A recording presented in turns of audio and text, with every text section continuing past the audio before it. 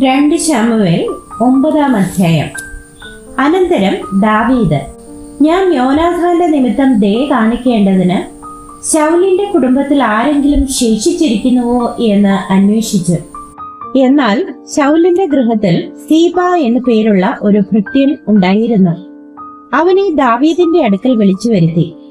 രാജാവ് അവനോട്, നീ സീബയോ എന്ന് ചോദിച്ചു. അടിയൻ എന്ന് അവൻ പറഞ്ഞു.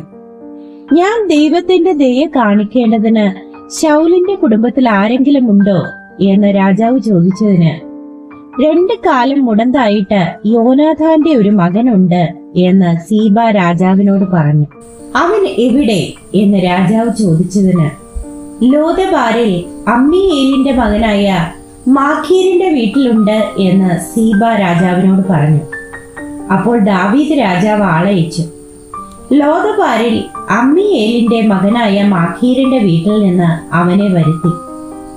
ശൗലിന്റെ മകനായ യോനാഥാന്റെ മകൻ മെഫീബോശെത്ത് ദാവീദിന്റെ അടുക്കൽ വന്ന് സാഷ്ടാംഗം വീണ് നമസ്കരിച്ചു.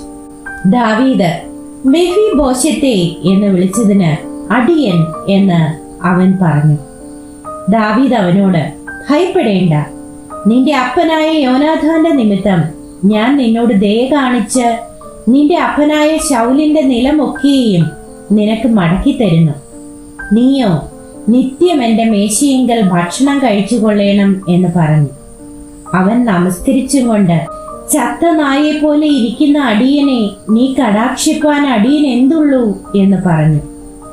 അപ്പോൾ രാജാവ് ശൗലിന്റെ ഭൃത്യനായ സീബയെ വിളിപ്പിച്ച് അവനോട് കൽപ്പിച്ചത്, ശൗലിനും അവന്റെ സകല ഗൃഹത്തിനുള്ളതൊക്കെയും ഞാൻ നിന്റെ യജമാനന്റെ മകന് കൊടുത്തിരിക്കുന്നു. നീയും നിന്റെ പുത്രന്മാരും വേലക്കാരും നിന്റെ യജമാനന്റെ മകന് ഭക്ഷിപ്പാൻ ആഹാരം ഉണ്ടാകേണ്ടതിന് അവന് വേണ്ടി ആ നിലം കൃഷി ചെയ്ത് അനുഭവം എടുക്കേണം. നിന്റെ യജമാനന്റെ മകനായ മെഫീബോശെത്ത് നിത്യം എന്റെ മേശയിങ്കൽ ഭക്ഷണം കഴിച്ചുകൊള്ളും.